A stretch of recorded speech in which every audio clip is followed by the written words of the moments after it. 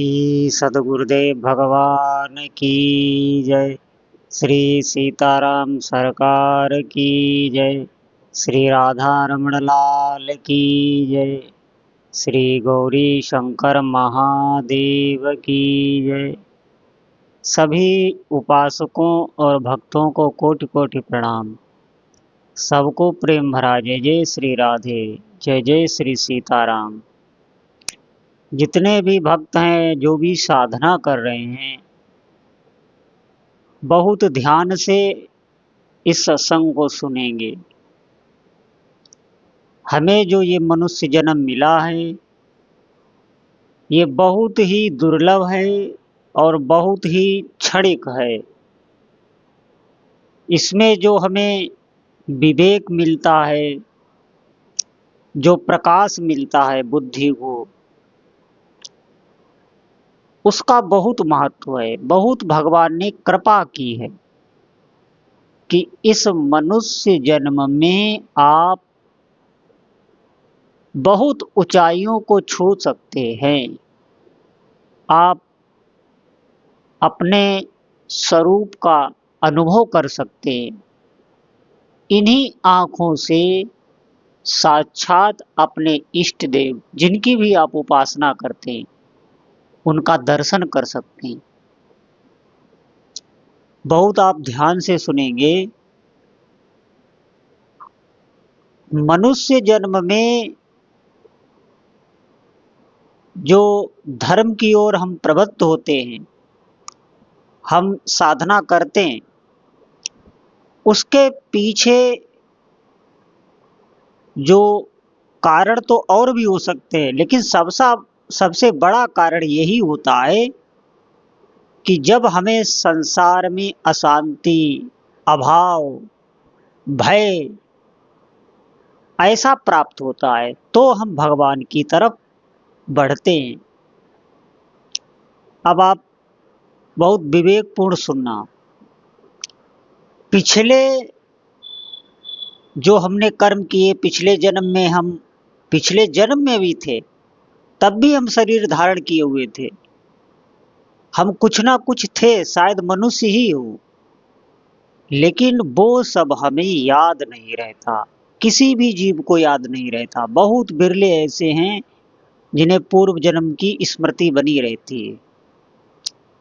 लेकिन अगर आपने भजन किया और भजन करते करते आप भजन में तन्मय होने लगे, नाम में आपकी रुचि हो गई, आसक्ति हो गई, तो आप देखेंगे कि आपको अपने स्वरूप का ज्ञान हो जाएगा। स्वरूप का मतलब है जो इस शरीर को देखने वाला है, जो इस शरीर को क्षमता देने वाला है, जिससे ये शरीर चल रहा है, उसे स्वरूप कहते हैं।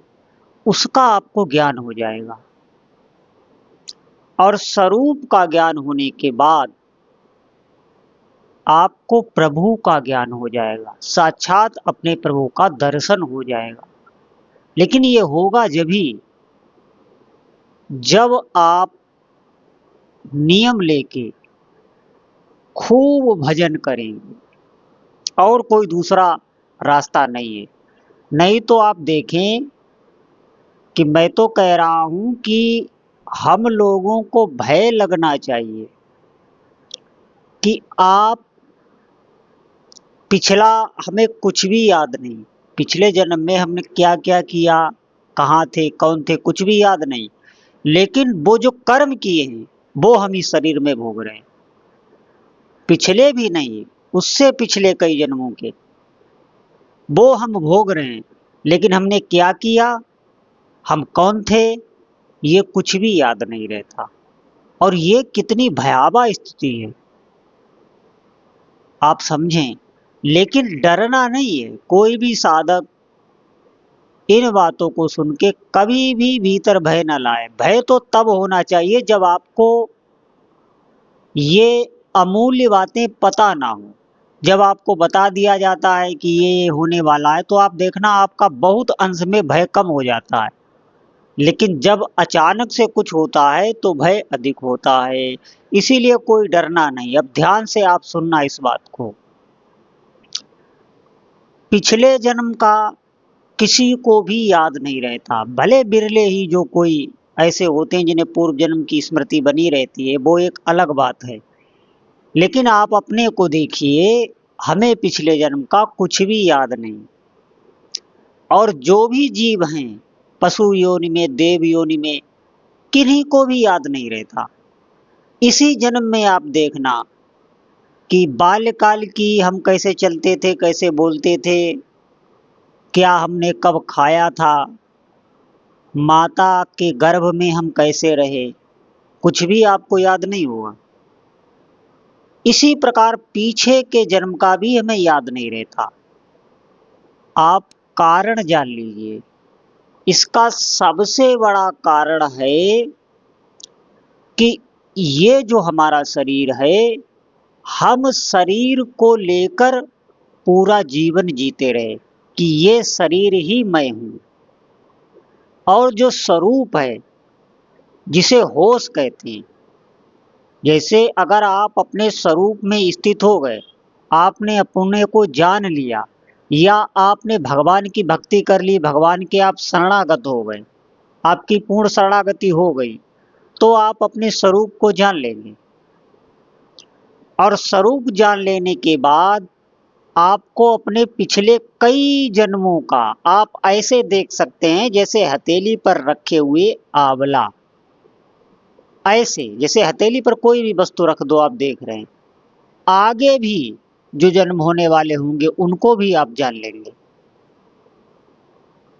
ये वो तीनों कालों को जान लेता है, त्रिकालज्ञ हो जाता है। जो अपना स्वरूप है वो भगवत स्वरूप ही है, वो साक्षात भगवान का अंश है।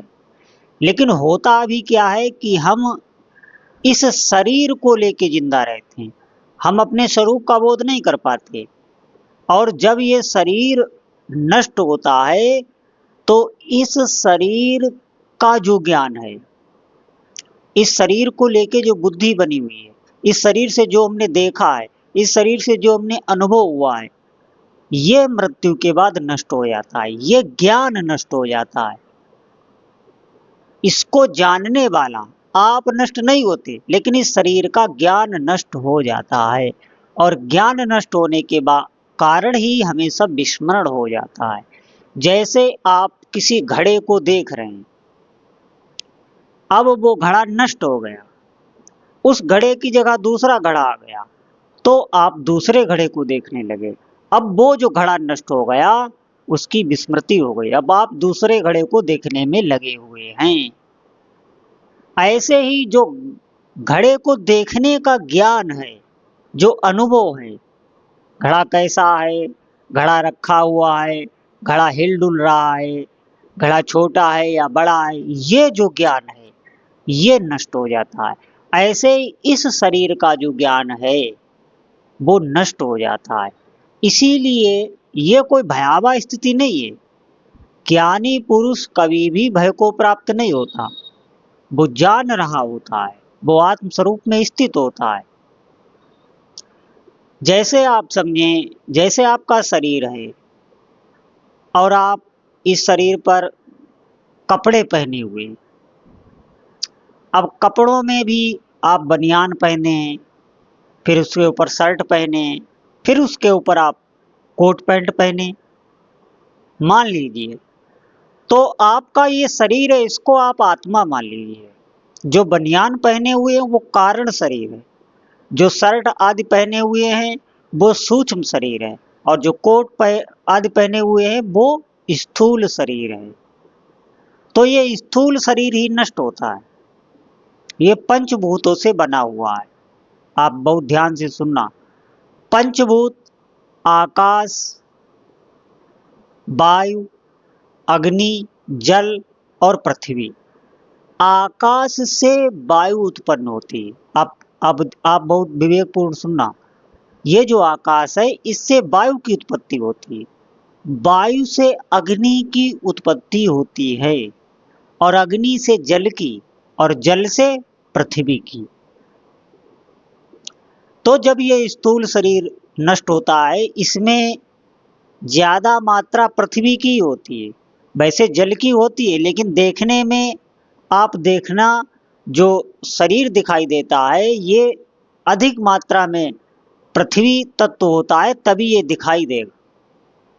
तो जब ये शरीर नष्ट होता है तो ये अपने मूल जो आकाश तत्व है उसमें ये विलीन हो जाता है। इसलिए आप देखना किसी सबको जलाया जाता है तो वो इसी आकाश में विलीन हो जाता है। अब आप बहुत विवेकपूर्ण इस बात को सुनना, अगर आप इस शरीर में रहते रहते जागृत हो गए, आपको अपने स्वरूप का ज्ञान हो गया, तो आप अपनी जो इस शरीर का मृत्यु होना कहा जाता है, ये आपको मृत्यु नहीं लगेगा। ये आपको ऐसा लगेगा कि जैसे कपड़ा हम अपना उतार रहे हैं। ये ज्ञानी पुरुष का लक्षण हो जाता। यही भक्ति में भी है। भक्ति भी करते करते भक्त भगवान की कृपा से अपने स्वरूप का उसे बोध हो जाता है। खेल खेल में ही, कोई परिश्रम नहीं करना पड़ता। ज्ञानी पुरुष के लिए तो बहुत कठिनाई है। उसे इंद्रिय का दमन, संसार से कठोर वैराग्य, पूरे संसार या मायामय है, ये ईश्वर नहीं है, ये ईश्वर नहीं है, ये ईश्वर नहीं है, ऐसा उसे चिंतन करना पड़ता है और कठोर साधनाएं करनी पड़ती है, तब कहीं उसे ज्ञान होता है। लेकिन भक्ति में आप भगवान के नाम को पकड़ लीजिए, नाम जपते जपते जपते जपते भगवान आपके स्वरूप का बोध आपको करा देंगे, उपहार में मिल जाएगा ये। लेकिन आप भीतर से कामना यही रखिए कि मुझे प्रभु के दर्शन करने हैं। तो बहुत ध्यान से आप सुनेंगे।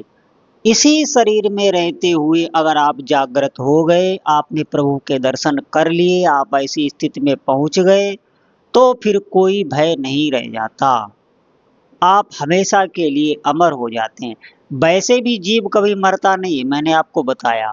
वो स्थूल बुद्धि ही नष्ट होती। स्थूल बुद्धि मतलब शरीर का ज्ञान ही नष्ट होता है। जैसे आप स्वप्न में हैं तब तक तो आपको लग रहा है कि कुछ है, लेकिन जब आप सुषुप्ति में जाते हैं तो आपको कुछ पता नहीं चलता। वहां पर इस शरीर का ज्ञान नष्ट हो जाता है, तो सुषुप्ति में कुछ पता नहीं चलता। जब आप जागते हैं तो आपको पता चलता है कि हाँ, मैंने स्वप्न देखा या मैं बहुत अच्छी तरीका से सोया। ये जागने के बाद ही आपको पता चलेगा। इसी प्रकार आप अगर इस शरीर में जागृत हो जाए, भजन करते करते ऐसी अवस्था को प्राप्त कर लें, तो आप सब कुछ जान सकते हैं। नहीं तो अज्ञानवश इस शरीर में जो ऐसी स्वीकृति है, अब आप बहुत विवेकपूर्ण इस बात को सुनना। स्वीकृति का मतलब होता है हमारे भीतर एक ऐसा गुण है कि हम किसी भी वस्तु को मान लें तो उसमें हमारी ममता हो जाती, सिर्फ मानने से ही। जैसे ब्याह आदि में आप देखना, एक बार पति पत्नी को कह दिया जाता है कि ये आपकी पत्नी हैं, ये आपके पति हैं। फिर जीवन में कभी भी उसे माला लेके बैठना नहीं पड़ता, पति पति जपना नहीं पड़ता। भीतर से एक भाव रहता है, ये मेरे पति हैं, वो हमेशा जागृत भाव रहता है। हमारे भीतर ये गुण है, आप ध्यान देना। इसी प्रकार ये शरीर है, ऐसा हमने भीतर से मान लिया है, और इसी को अगर हम मोड़ दें, मैं प्रभु का हूं और प्रभु मेरे हैं, ये बात अगर हम स्वीकृति में मान लें, तो बिना भजन करे ही हमारा काम बन जाएगा। आप क्या समझते हैं? भगवान को पाने के कई रास्ते हैं, और ये मैं जो आपको रास्ता बता रहा हूँ, ये ऐसा रास्ता है बिल्कुल शॉर्टकट। जैसे आप लिफ्ट में बैठ जाएं और कितनी भी ऊंचाई पर बगैर प्रयास किए आप जा सकते हैं। तो ये लिफ्ट वाला मार्ग है स्वीकृति वाला, कि हम स्वीकार कर लें कि भगवान हमारे हैं, मैं भगवान का हूँ। ये भीतर से संबंध बोध इसे कहते हैं, और वास्तव में हम प्रभु के ही हैं। प्रभु के चरणों में ही हमें सुख मिलता है। भगवान के भजन में ही हमें सुख मिलता है। आप देखना, आप कितने भी अशांत हों, आप किसी अच्छे सत्संग को सुन लें या किसी मंदिर में जाएं या किसी महापुरुष के जाएं, तो वहाँ हमें शांति ही मिलती है।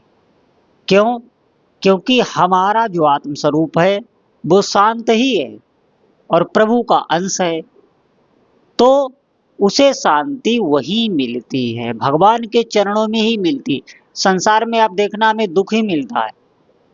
अगर दुख ना मिलता हो तो हम नींद क्यों चाहते हैं? जैसे आप जागृत में देखें तो आप दुखी ही रहेंगे। भाई कोई न कोई सांसारिक चिंता आपको सताती है, कोई न कोई भय, ये करना है वो करना है, जितना भी तामझाम है वो संसार से ही आया होगा। आप देखना वही आपको भय देता है, वही आपको थकाता है। लेकिन जो ही हम नींद में जाते हैं तो हम क्यों शांत हो जाते हैं, क्यों हमें जगने के बाद बहुत अच्छा लगता है? इसका मतलब है हमें विचार करना चाहिए कि हम भगवान के ही हैं और सुख हमें वहीं से मिल सकता है और कहीं से नहीं। तो ये जो पूर्व पूर्व जन्म की स्मृति है वो हमें नहीं रहती, और ये एक तरीके से अच्छा भी है। अगर आपको पता चल जाए, हर बात याद रहे आपको, तो आप भगवान को कभी नहीं प्राप्त कर सकते। आप इतने भय में रहेंगे, आपके भीतर इतने विचार रहेंगे, आपके भीतर इतनी चिंताएं रहेंगी कि आप भजन नहीं कर सकते, आप डरते रहेंगे हमेशा। इसीलिए माया सब विस्मरण करा देती है। कर्म आपको वो भोगने पड़ रहे हैं, लेकिन आपको ये पता नहीं कि हमने क्या किया था। आप ध्यान दें, क्योंकि कर्म वो बीज होता है जो पड़ गया, अब वो कब बड़ा हुआ, कब वो पौधा बना और कब वो फल देगा, इसका कोई पता नहीं होता। इसीलिए जीव धोखा खा जाता है। आप बिल्कुल धोखा ना खाएं। हमें ये जो ज्ञान हो जाता है भगवान की कृपा से, संतों की ये जूठन मैं आपको दे रहा हूँ, हमारा कुछ भी नहीं है।